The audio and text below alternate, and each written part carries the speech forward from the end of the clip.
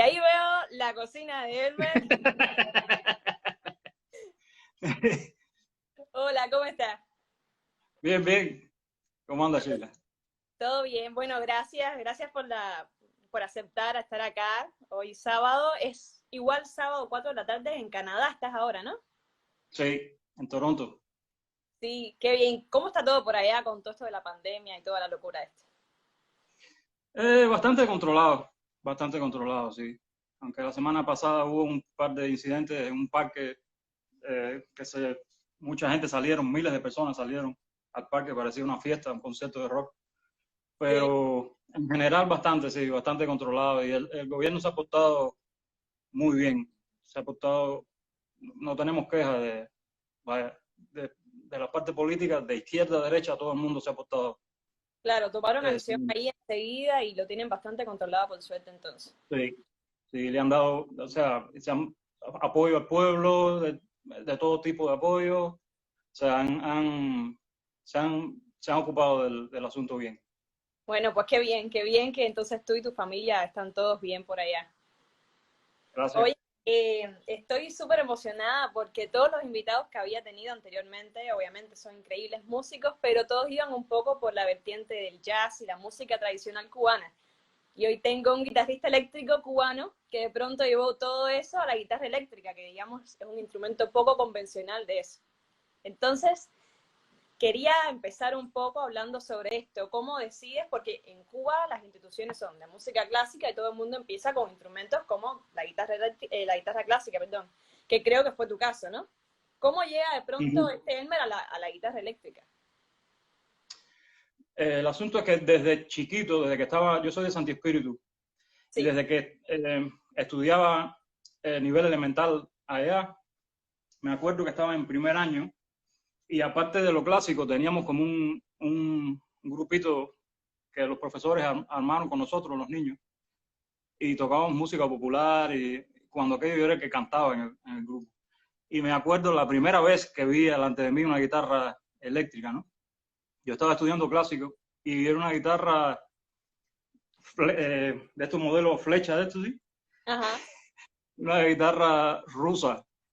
Y para mí fue la cosa más linda del mundo, ¿entiendes? Cuando vi eso dije, wow, o sea, me pareció una cosa del ¿Qué edad, espacio, una cosa... ¿Sí? qué edad tenías ahí cuando eso? 11 años. Ah, ya, estaba acabadito de empezar entonces. Sí, acabadito de empezar. Y, y entonces siempre me gustó la pinta de la guitarra eléctrica y el vibe así, ¿entiendes? Esa cosa media futurística así que tenía, ¿no? Y entonces, pero después me puse en serio para la guitarra clásica y estudié los 4 años de elemental, después hice el pase nivel, me fui a La Habana y entonces en La Habana, después del primer año de guitarra clásica, en unas vacaciones, back en Santi Espíritu, en mi casa, pusieron la película Crossroads, Cruce de Camino, que es una película blusera eh, y que al final hay un duelo del chamaco que toca guitarra con Steve Vai, el guitarrista. Y yo recuerdo, primeramente, la música de la película me voló la cabeza. El blues de la película me encantó, es Ray Cooder, la música es de Ray Cooder. Y entonces, aparte de eso, cuando vi a Steve Vai salir con una Jackson, creo que es la guitarra que estaba usando, con la pinta esa y la actitud esa y toda esa cosa así, dije, wow, o sea, de verdad que me fascinó. Y el sonido, porque lo que me pasaba con la guitarra eléctrica era que yo nunca había oído un pedal de distorsión. Siempre, o sea, oía la guitarra eléctrica, pero muy Limpia. clean. Sí, entonces me sonaba medio así, no encontraba. Y siempre me preguntaba por qué le suena, cada vez que veía un piquete de rock y eso, me preguntaba por qué le suena así, porque no suena como cuando nosotros ensayamos en Santi Espíritu. Y entonces, cuando me di cuenta que era, o sea, la distorsión, o sea, un ampli crank o un pedal de distorsión o algo, eso me fascinó más todavía, ¿no?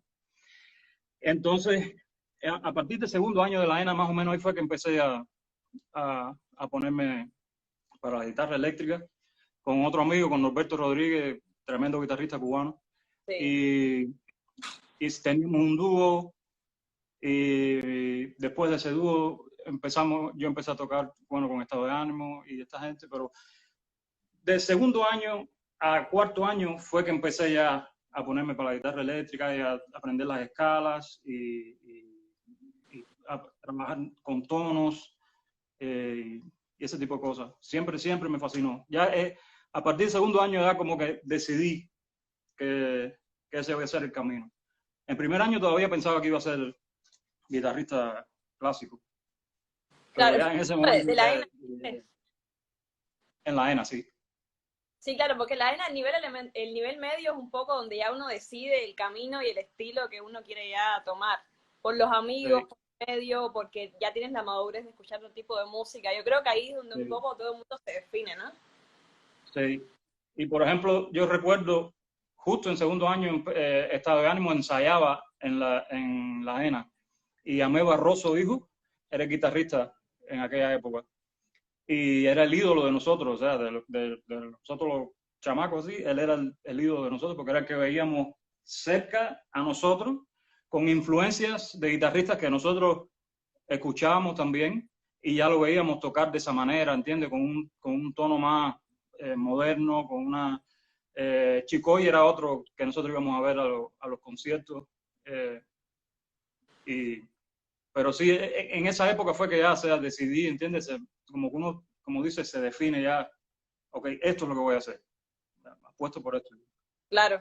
Y después apostaste por un instrumento que, bueno, es la guitarra eléctrica, pero de pronto te he visto tocar con grupos como Bam Bam o grupos muy tradicionales de música cubana y de pronto insertar ese instrumento que no era tan común dentro de formatos muy tradicionales, muy convencionales de música cubana. ¿Y cómo haces esto? ¿Cómo es esta idea de pronto de insertar la guitarra eléctrica acá? Lo que pasa es que, por ejemplo, eso es una lástima y a la vez me parece que ahora mismo ya está pasando ya, porque ya he visto ya muchos guitarristas jóvenes cubanos o sea, integrando la guitarra y muchas agrupaciones cubanas integrando la guitarra en la música cubana, pero en la época de nosotros ninguno de los grupos de timba ni de nada tenía guitarra. E Claro, y tú inclusive empezaste yo muy oía, jovencito. sí, sí. Eh, yo oía riff, por ejemplo, de NG, o sea, cosas que hacía el bajo en temas de NG, que yo decía, no, eso lleva ahí una guitarra con distorsión, ¿entiendes? Haciendo el riff ahí, yo, mortal. Pero nunca lo hicieron. Y antes de lo de Bam Bam, yo hice un par de cosas ya eh, poniéndole guitarra eléctrica a cosas cubanas, a un género más cubano, cosas que hicimos con Estado de Ánimo también, una pincha que hicimos con Estado de Ánimo y Boris Larramendi, y también hicimos, después de eso yo hice 24 horas con Habana Abierta, que fue básicamente hacer rock cubano, pero no había ni teclados ni nada, o sea, era bajo, batería, la guitarra de ellos a veces, haciendo algunos riffs o algún rayado o algo, y la guitarra eléctrica mía haciendo riff y tumbados y metales, las líneas que hicieron metal. Claro, Entonces en decía eso, todo en la guitarra. sí, y en eso experimenté bastante con eso. Hay muchos elementos de funk, por ejemplo, eh, que se pueden adaptar a la música cubana si los metes en clave y los metes dentro del ritmo que está pasando, muchos elementos del funk que se pueden hacer o sea, en la música cubana. Y eso lo hice bastante, y de rock también, con la onda de los bajos y los riffs apoyando el tumbado del bajo, ¿no? Ese tipo de cosas, funk, Bam Bam lo hizo al principio también. Y hubo cosas así que Bam Bam hacía al Van principio. al principio era muy experimental. Sí, yo recuerdo videos viejos que tenían un par de guitarristas hacían cosas medias funk así, eso. Pero después en la época mía se fue, o sea, se desapareció eso. Y empecé haciéndolo así, de esa manera, en trabajos que hice con DCM, aparte de Estado de Ánimo, en trabajos que hicimos con Estado de Ánimo, con todas estas cosas. También con Van Ensemble, nosotros hicimos un par de discos y en vez de haber metales, lo que había era César tocaba alto y yo tocaba la guitarra. Y entonces las líneas de metales se hacían entre los dos. Entonces, eso otra vez fue como otro elemento también que en lo que tratamos de poner la guitarra eléctrica en la música cubana, ¿no? Así, con ese tipo de cosas. Y en mis discos yo lo hago también, a mi manera. O sea, a mí personalmente, en mi música, en lo que yo hago, en mis discos, a mí no me interesa, no en una manera negativa de decirlo, ¿no? Pero no quiero, la gente dice, no, eso no suena cubano, porque no suena a un tumbado, porque no suena... Entonces, bueno, yo veo lo cubano ahí, de la manera que yo quiero ponerlo. Yo no quiero sonar como Iraquere lo hizo, o como lo hace Chucho, o como lo hace ninguno de los otros cubanos así. Yo lo hago a mi manera y lo pongo así de esa manera. Claro, y ahora que me dices esto, estaba pensando en eso. Muchas veces la gente piensa, o la gente que no es cubana, piensa que la música cubana es, no sé, lo que todo el mundo conoce, cha-cha-cha, salsa, la música esta extrovertida, con sabor, tumbao, metales, son, no sé. Pero de pronto hay una música cubana, bueno, en primer lugar hay muchísima música cubana, pero está también una música cubana fusión.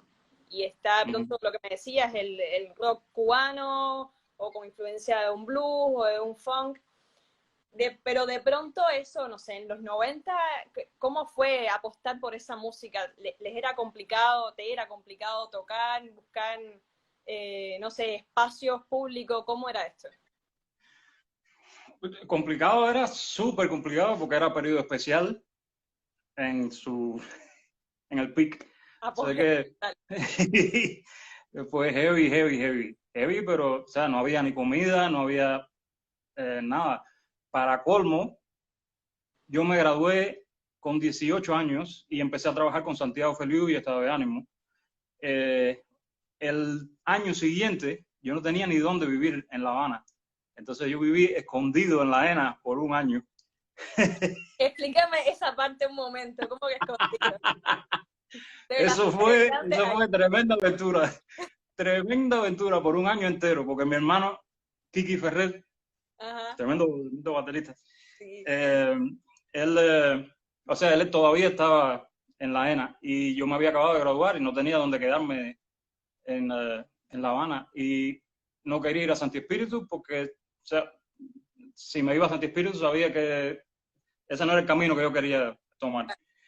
Entonces, ya mi única opción fue quedarme escondido en la ENA. Entonces lo que hacía era dormir en el cubículo de mi hermano, en el cubículo de estudiar de mi hermano, con una colchoneta escondida en el falso techo.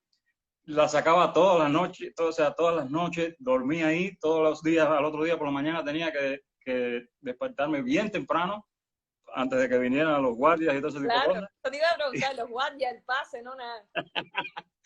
Gracias a Dios cuando aquello no había pase, o sea, estaba un poquito más abierta la arena, pero fue una aventura. Y para ir al cubículo yo tenía que entrar por la parte de los albergues, salir del cuarto piso por el alero afuera. Yo pienso en eso ahora y digo, yo estaba loco. Estás loco. Salía por el alero, caminaba tremendo trozo por el alero para brincar para la parte de especialidad y hacer esa aventura todos los días, por un año. ¿Cuánto tiempo? Y por un año. Un año. Y después, y además de eso, la comida y todo ese tipo de cosas que era un infierno en aquellos tiempos. Y nosotros ensayamos en La Habana Vieja.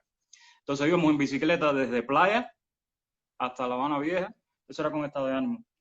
Y ya, o sea, todos los días era eso era pero la música lo valía, o sea, la ilusión que tenía de tocar con esta gente que eran mis ídolos, o sea, de repente empiezo a tocar con ellos y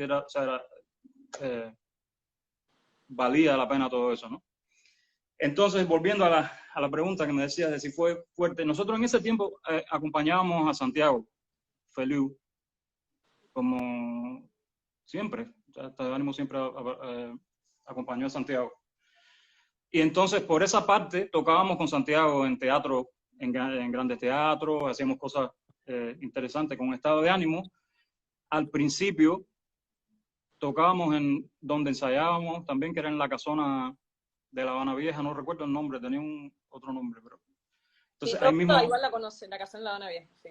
sí.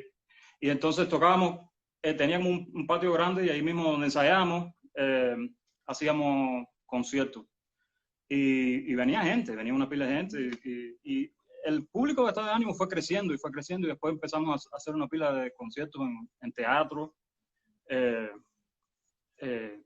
Y así, ¿no? Pero fue heavy, fue heavy. Y lo otro era que también estábamos con esta agrupación, por ejemplo, haciendo una música bien intrincada, de ritmos rarísimos y partes rarísimas y pile de cosas. La composición era súper intrincada, entonces era darnos el gusto de hacer lo que queríamos hacer y por supuesto que no le vaya a llegar a todo el mundo, porque a veces ni el pop le llega a todo el mundo, pero y haciendo ese tipo de música, o sea, todavía lo hacen mucho más elite, ¿no? Claro. Pero valió la pena. ¿Y cómo Valió era la la pena. cuestión? Porque he visto varios documentales sobre estado de ánimo y sé que en los 90 la timba era un boom total y ocupaba todo el tiempo de las disqueras, todos los espacios, digamos, de difusión. Y sé que en varias ocasiones llegaron con el proyecto Estado de Ánimo a presentarlo de pronto a las disqueras y no era el interés. O sea, nunca llegaron a grabar un disco oficial con una disquera cubana. Se editó uno hace un par de años, que creo que con Big Music, creo, si mal no recuerdo, de un concierto en vivo que hicimos en Galicia, que Sí, eh, se grabó en vivo y entonces un amigo de nosotros editó un poco en España y Big Music creo que fue, o sea, lo editó hace un par de años, pero en aquel momento no les interesó. Nosotros presentamos a un par de disqueras y no les interesó esa.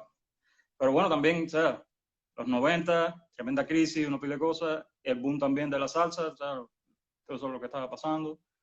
Ya en los 2000 o finales de los 90, 2000 es que empezó a abrir un poco más, también con la creación de Abdala y Unicornio, claro. que fue con el sello que hizo mi primer disco, Metrópoli, eh, gracias a Eduardo Ramos y Abdala.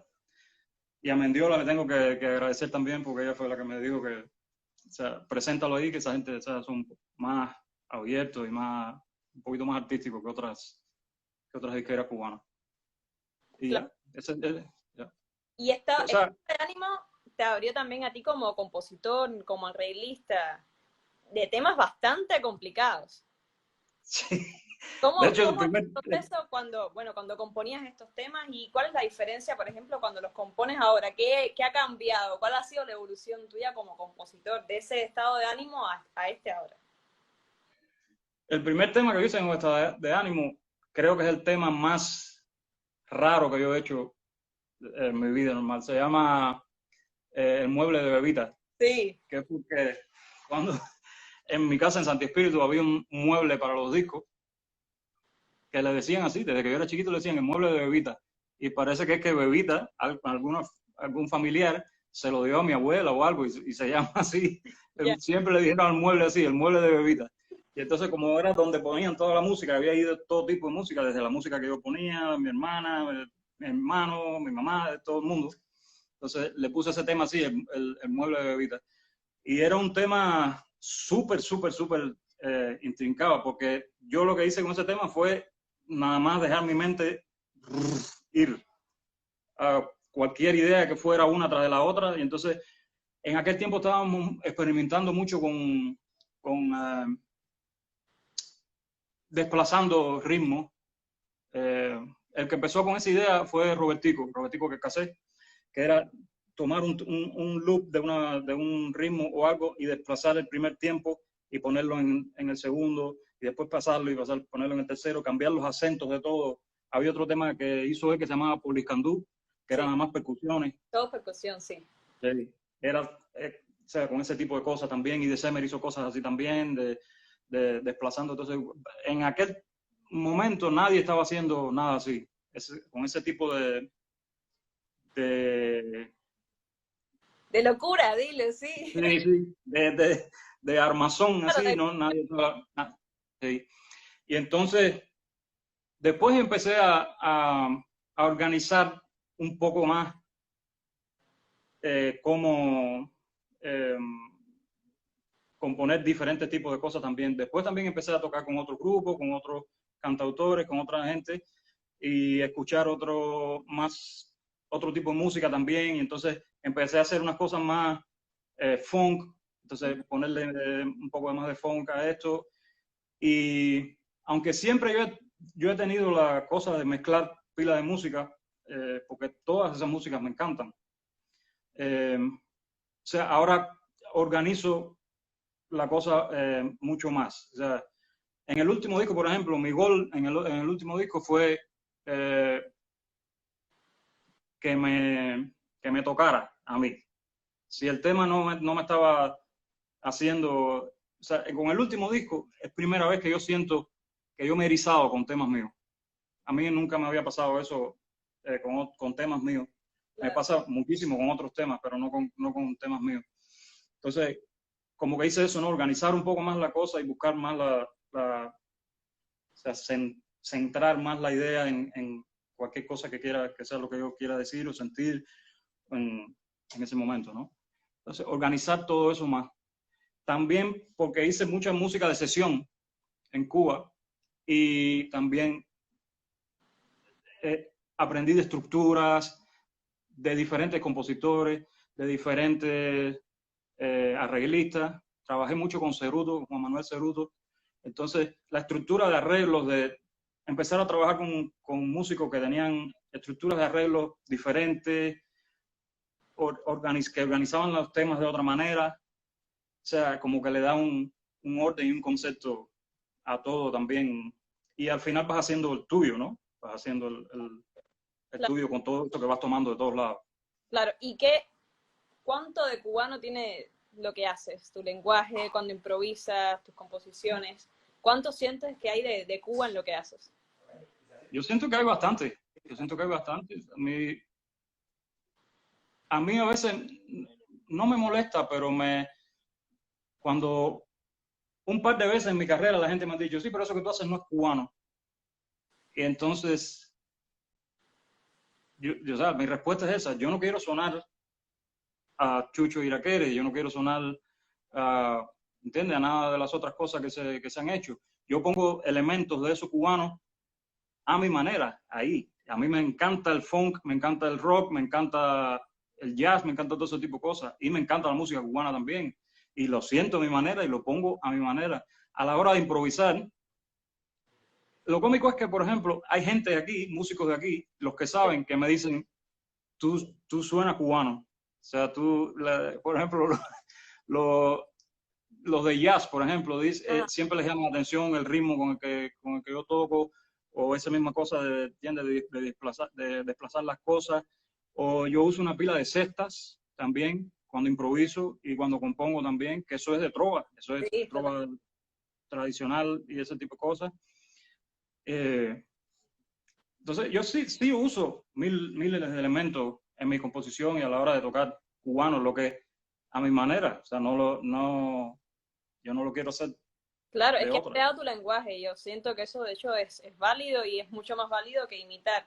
Al Ujú. principio todos los procesos son un poco de imitación y escuchar todo y de tratar ahí de ir creando y perfilando tu lenguaje y lo que uno es, pero yo creo que lo interesante acerca de ti, y por eso estaba tan contenta de tenerte, es eso, que de pronto tomaste un instrumento como la guitarra eléctrica, que no es un instrumento convencional para nuestra música, pero que suenas a Cuba y de pronto los tumbados, tengo muchos guitarristas amigos que a veces cuando toco con ellos y tenemos que hacer cosas más chiquitas y no tenemos pianistas o cosas así, pero ¿cómo llevo el tumbado a la guitarra?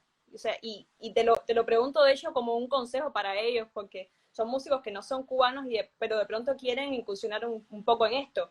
Hay muchos pianistas cubanos y de hecho hay mucha metodología, muchos más libros sobre el tumbado en el piano, pero no así en la guitarra. ¿Cómo empezaste tú un poco a incorporar de pronto todo este lenguaje en la guitarra? Hay algo innato ahí que hay veces que a mí me preguntan cómo explicarlo y cómo explicar, por ejemplo, la clave y eso. Yo nada más la siento, lo oigo y siento la clave y empiezo a hacer algo que está ahí como un tumbado y que va con la clave y que va con eso. Al final es una mezcla de un tumbado como lo haría un tercero, por ejemplo. A tus amigos, si es posible que escuchen terceros cubanos, porque como está cerca de la guitarra, pueden escuchar ahí, o sea, una manera más cercana de hacer el tumbado. Pero también funk. Si oyes funk y oyes el 3 y oyes todo ese tipo de música y lo metes en clave, puedes hacer cosas que a veces no son, a veces son 3 notas.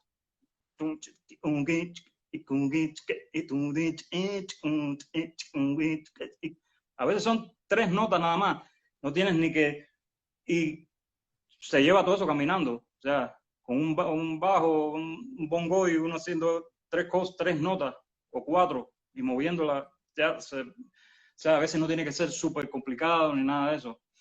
Pero yo diría que es eso. O sea, es sumar esos 3 elementos. O sea, los tumbados de 3, meterlos en clave, oír mucha música cubana y poner un poquito de funk, rayados de funk, mutes de funk y ese tipo de cosas. Esos 3 elementos son... Sí, súper interesante. Igual también, o sea, me ponía a pensar y es que el son en sus inicios también todo era cuerda. O sea, el piano llega después, pero o sea, creo que también escuchar mucha música de son vieja y de Sí, oriente también ayuda muchísimo a este tipo de sí, estilo y de lenguaje. Que al final después sí, pones en clave y se puede aplicar a la salsa o lo que sea. sí. Oye, me tengo... La trova, Sí, sí, la trova también tiene tremendo... La trova para mí es el blues de Cuba. Y como yo soy de Santi Espíritu, yo siempre he escuchado trova desde que chiquitico. Y la trova, yo estoy tratando de traer la trova. Yo no oigo mucha trova últimamente en las cosas nuevas eh, que, que oigo de Cuba. En mis 2 últimos discos yo he hecho una trova en cada uno. Eh, y estoy tratando de revivir, no revivirla, pero de llamar la atención un poquito más hacia la trova, porque es un estilo de música cubana bellísimo, con un swing y un feeling de madre, y que no se escucha mucho, no se escucha mucho ese estilo. En Santi Espíritu hay una cantidad de música que es impresionante, impresionante. sí, y todas las variantes estas que usa la trova, el mismo son, que si el sucusucu y después lo pone ahí en el estilo y toda esta música, y es lo que hablamos también un poco con Ariel hace unos sábados atrás, que es de pronto que de Cuba se conoce mucho la música esta extrovertida, alegre, pero la música de Cuba, intimista, de trova, de pequeños formatos, no es tan común que la gente escuche ese tipo de cosas. No sé, Sí. de hecho, ¿por qué crees que se deba a esto? ¿Por los medios de difusión? ¿Porque la gente anda buscando otro tipo de sonoridad cuando piensa en Cuba? Me imagino que sea un poquito de todo, porque, como te digo, yo sé de la trova y escucho trova porque soy de Santi Espíritu. A lo mejor la gente de Santiago, o sea, todavía tienen ese tipo de cosas si lo estás buscando, pero aquí tú hablas de trova, nadie sabe de qué tú estás hablando, pero sin embargo saben que lo que es timba, por ejemplo, entre los músicos, o Claro. sea, saben, los canadienses saben lo que es timba, saben lo que son, ese tipo de cosas. Es exactamente lo que tú dices, es lo que más se vende es esa cosa de caliente, no sé qué, o sea, ese tipo de cosas, nada en contra de eso, pero hay otra cara lindísima de la música cubana ahí, ¿entiendes? ¿Entiendes? Las maneras y los canzones y todo ese tipo de cosas. Y la trova es bellísima, no pila de... Y si te pones más deep todavía, yo recuerdo una vez que fuimos a un cumpleaños de una amiga de mi mamá en Santi Espíritu al campo. Y el mismo señor que estaba arando los bueyes, cuando empezó la fiesta, agarró un 3 y había un bongo. Y esa gente empezaron a tocar una cosa que yo no había oído nunca en mi vida. Un estilo, una manera de tocar que yo nunca había oído en mi vida. Esa gente estaba tocando de una manera que yo dije, yo no sé qué cosa es esto, porque en aquel tiempo no había teléfono ni nada de eso, pero ojalá lo hubiera grabado. Hay mil, o sea, Cuba es un país musical, vaya, hasta los huesos, y hay una cantidad de música que la gente no tiene idea que está ahí. Exacto. Impresionante. Sí, incluso los músicos hay que escarbar ahí hondo para buscar, y cuando vas a provincias y te encuentras un viejito en un parque de pronto haciendo una cosa, a mí me encanta igual como escuchar, porque esa gente que está ahí sin escuchar muchas influencias, Sí. mantienen ahí la cultura y la raíz súper firme. Cada vez que yo iba cada vez que iba a Santi Espíritu, a mí me encantaba escuchar un guitarrista, el nickname de él era Mantecado, él falleció hace un par de años, creo. Ese viejito tenía una manera de hacer los tumbados de una manera que era dos cosas, lo único que estaba haciendo era pero de una manera que tú estabas viendo Santi Espíritu, así, en ese tipo, tocando eso, sí, era impresionante, y es mucho por eso, porque como no está tan relacionado con nada, es puro, puro, puro, puro, y lo hacía de una manera, vaya, que era, yo nada más que lo he escuchado a él hacerlo así, impresionante. Interesante. No, a ver, tengo varias preguntas también para cada más de guitarristas específicas. Me preguntan qué tipo de guitarras y amplificadores utilizas y que si prefieres digital o análogo en cuanto a efectos y amplificadores. Bueno, guitarras, las principales mías son Ernie Ball Music Man. Yo tengo un endorsement con ellos y me encantan las guitarras. Esta es mi guitarra favorita. El modelo es Cordless de Ernie Ball Music Man. Y es como, a mi juicio, es como una Stratocaster moderna, como los defectos que la Stratocaster tiene, o sea, se los arreglaron, la manera que se une al cuerpo, el brazo, tiene un silent circuit para el home canceling, todo ese tipo de cosas. Se siente y suena genial. Entonces, estas son las guitarras main que yo uso, ¿no? Las cordless. Uso también la Music Man Reflex, que es como más como una basada como si fuera una Gibson 335, y una Music Man Silo Special también. Y entonces tengo la clásica, la Gibson Les Paul, la Telecaster y ese tipo de guitarras, porque muchas veces cuando vas a una sesión hay muchos productores que preguntan por que piden ese sonido, ¿no? Específico, que hay muchas veces lo puede tener en otras guitarras, pero a veces te encuentras esos productores que son quisquillosos así, dicen, no, yo quiero una Les Paul. Okay, entonces tienes que tener una Les Paul, tienes que tener... Y siempre es bueno aprenderlas porque son las clásicas y es bueno saber cómo se comportan y domarlas, ¿no? Para saber que... En cuanto a ampli, uso unos cuantos, a ver si... Déjame ver si lo puedo soltar de aquí. A ver si no las mareo. Ese es tu estudio, ¿no? En la casa. Sí, sí, es el dining room que yo lo hice Está súper bueno, sí. en una esquina. Entonces, amplis uso, este es un Mesa Boogie Long Star, que es como si fuera un Vox, pero mejorado. Esto es un Custom Audio Electronic OD100 y un Marshall Sato, que me encanta cómo suena. Y entonces por acá tengo un Little Big Amp, que es como si fuera un Champ, un clon de un dumbbell que un amigo me hizo, y un Marshall del 76. Y entonces todo está conectado a una switchera, Kahayan, y todo está conectado a la guitarra, a la computadora a través de un simulador de bocina Sur Ace. Y con eso ya grabo todas las cosas. Eso es para el estudio. Para en vivo Generalmente uso un eh, Fender Blues Deluxe, porque a veces, o sea, tú no puedes pedir, cuando vas en gira y eso, no puedes pedir amplis específicos, ¿sí? Entonces tienes que pedir algo más o menos, sea como una media que suene bien y que suene. Entonces, eso es lo que uso en vivo. Digital y análogo, las distorsiones y los overdrive siempre me han gustado análogo. Eh, yo uso el mismo distortion por hace más de 13 años ya, que es el Maxon 89, y otro que es como parecido a un Tube Screamer, que no lo uso tanto ya, pero o sea, las distorsiones y los overdrive análogos y las reverb y delay y ese tipo de efectos digitales. Aunque la cosa digital se está poniendo bien cerca Sí, de. cada vez está ahí más cerquita Sí, y la gente lo prefiere por cuestión o bien de espacio o porque tienes muchas más sí, opciones de pronto y todo accesible en tu computadora. sí.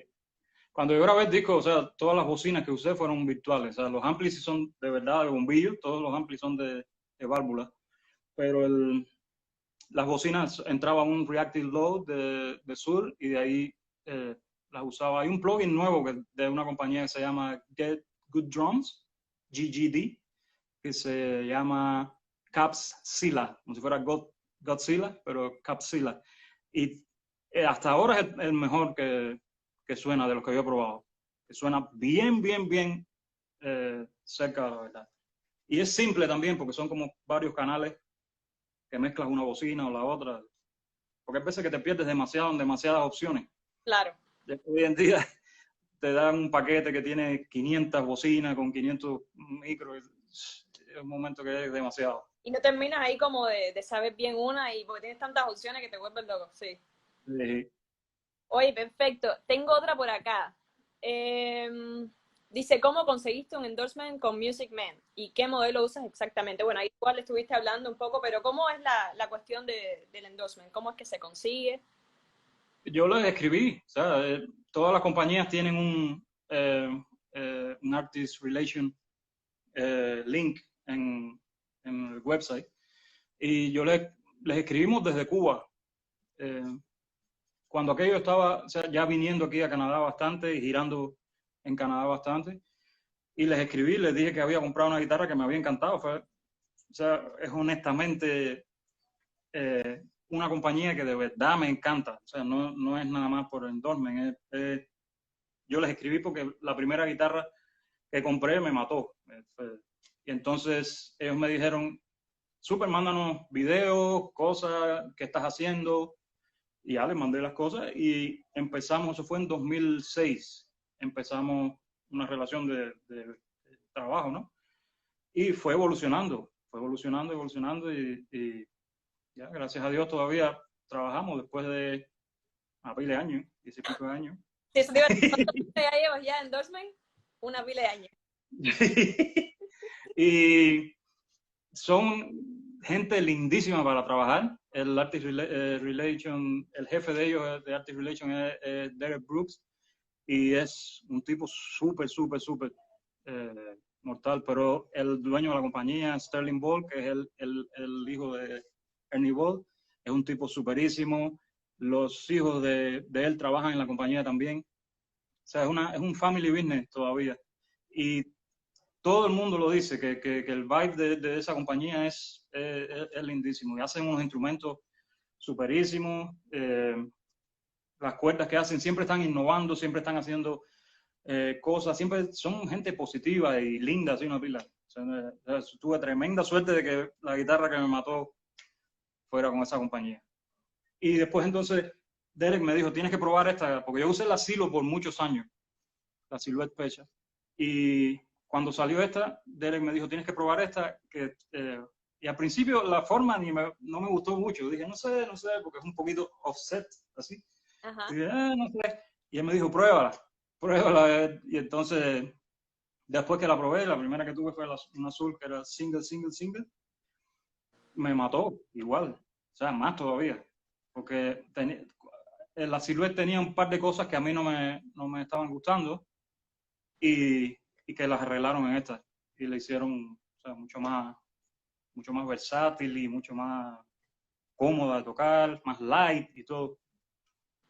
Así que, mortal. Muy bien. Tengo otra por acá. Dice, ¿cuál es tu rutina de estudio y qué ejercicios para la mano derecha y la púa haces? Bueno, mi rutina de estudio, bueno, ahora mismo estoy acabando de salir de una tendinosiduritis. Estuve parado por 3 meses. Entonces ahora mi rutina ahora mismo es Sí, media está un hora al poquito día, a empezar, sí, suave. bien despacito. En, por varios años fue bastante estudio, por varios años separado. Yo recuerdo que estuve, por ejemplo, cuando estaba de ánimo, estuve como 3 meses que estudié 8 horas al día. Estaba estudiando 8 horas al día y sientes el adelanto inmensamente.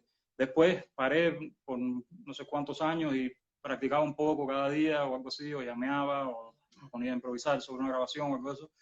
Después de 3 o 4 años volví a hacer eso de 3 meses, 8 horas al día y otra vez vuelves a sentir así un adelanto. Y mi rutina últimamente aquí fue nada más aprenderme repertorios de diferentes cosas que estaba haciendo, porque llegó un momento que no tenía tiempo para practicar, ¿no? Porque o me estoy aprendiendo algo para una grabación o me estoy aprendiendo algo para un gig, pero eso es una manera también Claro. de estudiar, ¿no? Y, y también trabajar con diferentes sonidos y todo ese tipo de cosas te va dando otro tipo de canal de estudio también, vas estudiando de otra manera. Para la mano derecha, yo nunca he sido un picker, como eso, con los guitarristas que tocan taca, taca, taca, taca, taca, taca, taca, pero tampoco ninguno de mis ídolos lo ha sido. Y a mí me gusta, por ejemplo, ese estilo más que los guitarristas que tocan con todas las notas picando. Porque cuando uno no habla, no todas las palabras tienen t, t, t, t, t, t o r, r, r, r, r, o pi, pi, pi, pi, pi. Claro. Entonces como que se oye más natural. Se oye más natural cuando tú tocas alguna cosa, ¿entiendes?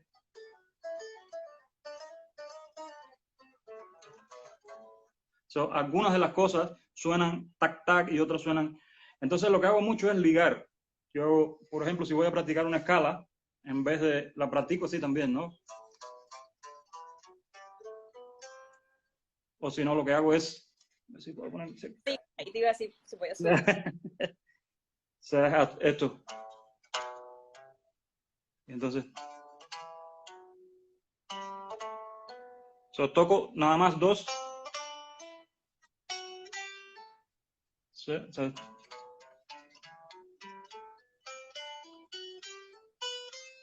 Y para virar, lo hago pull off, o sea, toco dos.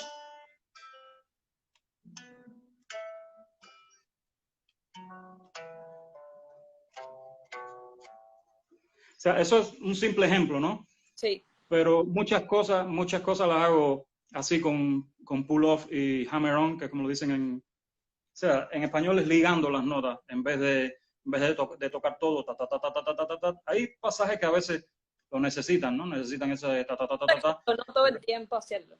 Sí, pero no todo el tiempo. Y llega un momento que se crea como que llega un momento que llega a ser natural, completamente natural, que no estás pensando en la púa o no estás pensando en nada de eso. Es como cuando aprendes a manejar, al principio estás y después ya hay un momento que manejas y estás pensando en otra cosa. No que haga eso, pero... Claro, se automatizan cosas ya que de pronto no estás pensando. Sí, sí. Memoria Y muscular. estás atendiendo, o sea, manejando estás atendiendo, pero no estás, ¿entiendes? Pensando, lo estoy manejando. Lo mismo pasa cuando llega un momento, eh, cuando estás tocando, ¿no? Que ya no tienes que pensar en ese tipo de cosas, ni tienes que pensar en el cambio. Hay una frase de Santiago que si mal no recuerdo, dice, sentir sintiendo para no entenderlo más. O sea, que eso sería como como casi que el gol del músico, ¿no? O sea, no tener que pensar en absolutamente nada más tocar y ya, ¿no? Por supuesto siempre está, o sea, anclado a una pila de cosas técnicas y a limitaciones del instrumento y cosas, pero... Claro, pero dejar eso de pronto en, no sé, en el aula donde estés estudiando y de pronto cuando ya sales a tocar, Sí, concentrarte en otras cosas, ¿no? perfecto, sí. Eh, Perdón, otra cosa que hago también es usar los dedos también. O sea, hago... ¿qué?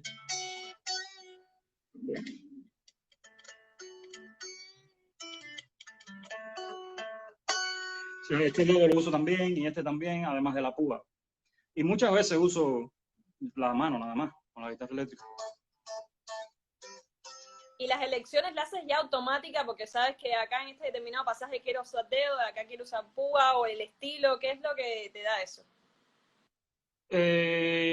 Sí, más o menos, en dependencia de temas. Hay temas que sé que me van a ser más fácil hacerlo si no uso la púa, si lo hago o sea, como guitarra clásica, o pulling así a lo country también, ese tipo de cosas.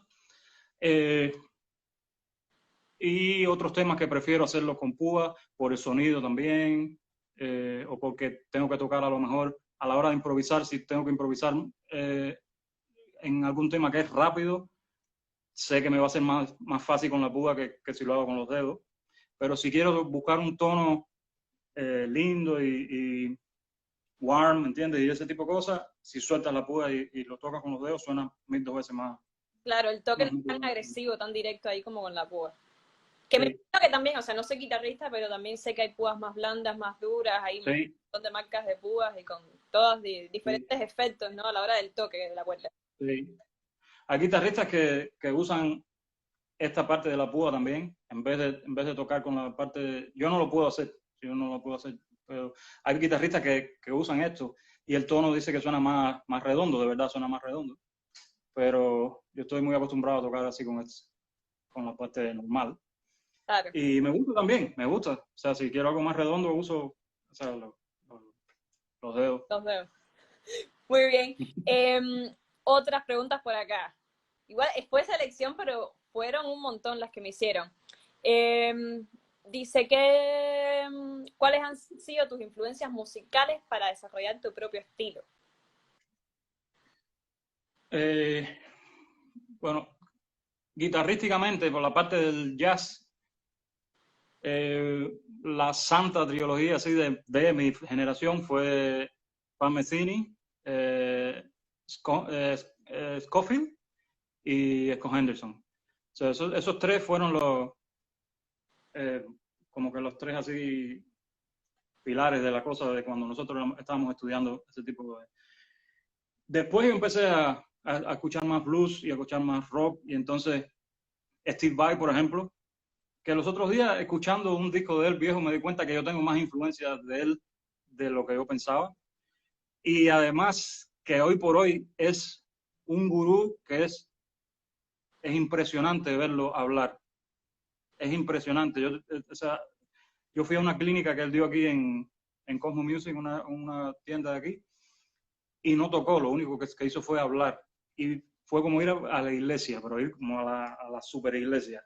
Pues yo salí de ahí totalmente inspirado y totalmente... Si puedes, chequea su canal, porque ahora con lo del COVID, él hizo muchas cosas en vivo, solo hablando de, de cosas, de cómo canalizar cosas y cómo ser positivo y cómo ser... Yo sé que eso del positivo está medio de moda ahora, pero de la manera que él lo está diciendo, es una manera muy real, una manera muy eh, heavy y es impresionante. Por la parte cubana, Compay Segundo, por ejemplo, escuchar a Compay Segundo, toda la trova de Santi Espíritu, eso también lo llevo conmigo, Bam Bam, es influencia también musical mía, NG, ese tipo, o sea, la timba, todo ese tipo de cosas que aunque no la oigas en mis discos, de alguna manera está ahí. Y si tengo que tocar timba, la disfruto tanto como si tengo que tocar cualquier otro estilo. Eh, Más tradicionales así, hubo un tiempo que escuché mucho a Wes Montgomery, a Stevie Ray lo escuché por un tiempo también. O sea, todo ese tipo de guitarristas, Keith Jarrett, también creo que es una influencia mía como compositores. Ennio Morricone es uno que siempre me mató. Sí. Santiago Feliu, Estado de Ánimo, todo ese tipo de cosas son influencias para mí, musicales y de todo. Bueno, buenísimo. Me dijiste, óyeme, 1 hora no será mucho, ya es casi 1 hora. Y se va tanto. Así que, bueno, no quería terminar sin antes agradecerte a ti. Instagram casi siempre ha dado 1 hora, así que voy a terminar un poquito antes de que ya nos marquen el tiempo. Pero bueno, no quería terminar apresurado sin decirte gracias por tu tiempo. Me parece que ha sido súper útil todos los consejos que has dado, tanto ya más técnicos de la guitarra como musicales, contarnos tu historia, que fue desde divertida con el alero. Eso está duro. No lo practiqué. Sí, sí. Y No, mil gracias a ti. Mil gracias a ti por invitarme. Sí. Me encanta todos los posts que he visto tuyos. Me encanta cómo toca, el tono que tiene en la flauta. gracias. Clarísimo. Y bueno, quería terminar con una pregunta que siempre termino, que es, ¿qué es Cuba para Elmer? Yeah. Cuba es el lugar donde yo nací, un lugar en el que pienso casi todos los días, pero no de una manera nostálgica o de una manera negativa, sino de una manera linda. Es, no sé, es música, pila de música que hay en esa islita chiquitica, que ojalá que se oiga más. O sea, cuando estamos hablando del boom de la salsa, ojalá el boom de la salsa sea para siempre y haya boom de la trova y boom de todo lo que esté pasando en Cuba, porque es impresionante cómo músicos de aquí cada vez que ven cosas de allá se impresionan. Yuse estuvo tocando hace poco aquí con una banda de New Orleans y creo que, o sea, tocó aquí en Toronto y muchos músicos, amigos míos, la vieron por primera vez y dijeron, wow, que conocimos a esta mujer, impresionante. Yo diciendo, sí, sí. O sea, mucha música acá en Cuba que es bueno que se oiga en todos lados. Cuba es todo eso, Cuba es música, cosas que están bien, cosas que no están tan bien, salir adelante, cosas, recuerdos lindos, todo eso es Cuba para mí. ¿Hace cuánto no vas a Cuba, Elmer? No, hace poco ¿Hace fui, poco? el año pasado, sí. Fui a grabar a Line para el disco, que el penúltimo El último, tema del disco. ah, No, en este último, sí. En el último disco hay un tema que es un arreglo que le hice a un tema de Jimi Hendrix que se llama Third Stone from the Sun y lo hice en conga. Y entonces mi hermano Kiki grabó la batería en Madrid y quería invitar a Line para que grabara el bajo. Entonces fui a Cuba y allá grabamos el bajo de Alain y terminó también cantando el solo. Y entonces hace un año más o menos de eso, a lo mejor menos. sí, o sea, hace Casi siempre poquito, trato pero de ir. también hace tiempo ya. ¿Y tienes toda tu Sí. familia? Mi esposa y mi hija viven aquí conmigo y mi mamá todavía está en Santi Espíritu con mi hermana, los sobrinos. Mi hermano vive en Madrid. Sí, y los padres de mi esposa viven en La Habana también. O sea, sí, tienes ahí, o sea, yo acá en Boston estoy, o sea, tengo amigos obviamente, pero tengo igual a mis papás allá en Cuba y es una cosa que siempre pesa y me da mucha alegría cada vez que hago esta pregunta, ver la sorpresa de la gente.